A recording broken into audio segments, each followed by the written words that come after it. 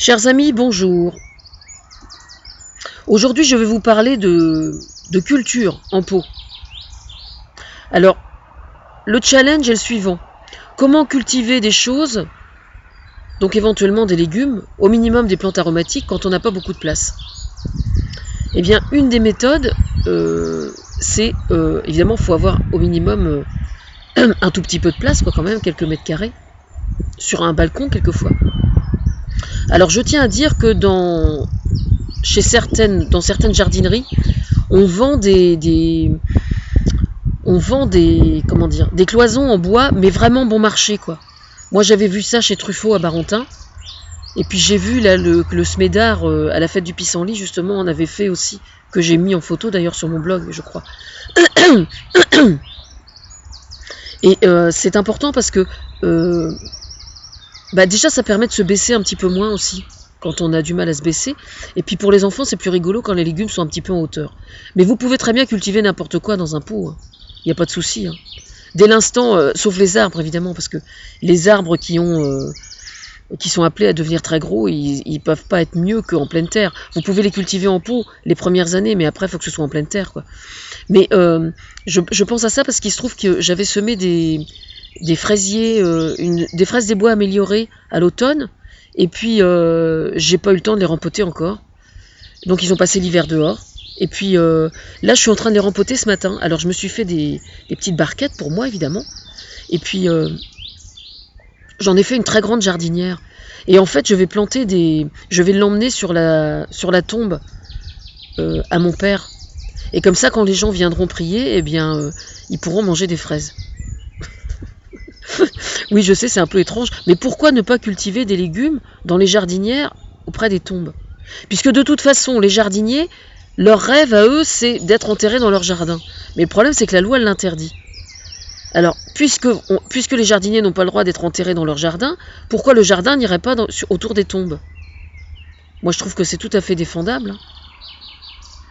Et puis, en plus, moi, je suis sûre que les morts en question, qui aimaient bien jardiner et tout ça, s'ils nous regardent de là-haut, ils sont super contents. Moi, je suis sûre que mon père, il adorerait l'idée, hein. Il n'y a pas de souci, hein.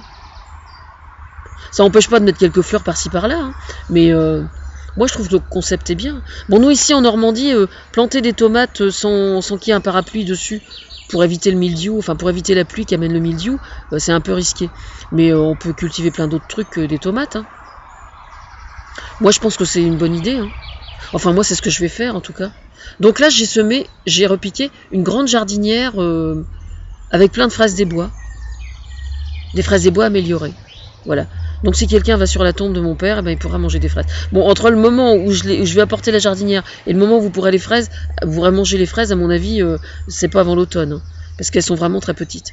Et puis si elles souffrent un petit peu de toute façon d'arrosage, de manque d'eau dans la jardinière, c'est pas grave, ça n'en fera que aider à la fructification. Alors c'est pas plus mal, hein. Voilà. Sinon, oui, il y a des jardinières. Donc il y a des jardinières maintenant vraiment pas chères. Chez Truffaut, j'en ai vu des jardinières en bois qui sont en étage. Il y a des gens qui se sont penchés sur le problème pour voir comment on peut cultiver des choses en ayant le moins de place au sol possible. Donc il y a des systèmes de comment dire, un peu d'étagères en fait, d'étagères un petit peu en biais. C'est déjà pas mal, quoi. C'est évidemment, ça remplace pas avoir un potager, mais c'est déjà pas mal. Mais pour ceux qui ont vraiment envie d'avoir un potager, renseignez-vous auprès de votre ville, parce que normalement, les jardins ouvriers, il y en a de plus en plus, je pense, depuis quelques années. Et moi, je fais ce que je peux pour influencer du mieux que je peux, mais bon, vu ma situation, je peux pas faire grand-chose. Mais c'est important. C'est important. Et oui, effectivement, j'ai aussi un projet de jardin, comment dire, pour que les gens qui sont en demande de jardin au sein des villes puissent faire le jardin chez des personnes âgées. Ce qui fait que ça combine le côté la personne âgée qui ne peut plus faire son jardin voit son jardin entretenu, et les jeunes en question qui veulent un jardin mais qui n'ont pas les moyens d'en avoir, qui n'ont pas les moyens de se payer, d'acheter une maison avec un terrain, eh bien peuvent ainsi satisfaire aussi, eux, leur envie d'avoir un potager. Et en contrepartie, ils entretiennent le jardin. Alors évidemment, il faut que ce soit comment dire, il faut que tout le monde y trouve son compte, quoi. Moi, je sais que par exemple, mes beaux-parents, mes anciens beaux-parents, quand ils étaient à Motteville, il y a quelqu'un qui venait leur faire le jardin comme ça, mais ça se passait pas bien parce que eux n'avaient pas l'ouverture d'esprit qui était nécessaire pour que ça puisse se faire bien. Mais moi, je connais des gens âgés qui ont un terrain, qui ont un jardin et qui ont les qualités nécessaires pour ça. Je pense à Simone, évidemment. Donc je vais m'en occuper. Parce que là, ça urge un petit peu, on est au mois de mai, donc il faut que je... Bon, je suis toujours en train de chercher. Voilà. Bon, je vais le faire. Je vais le faire.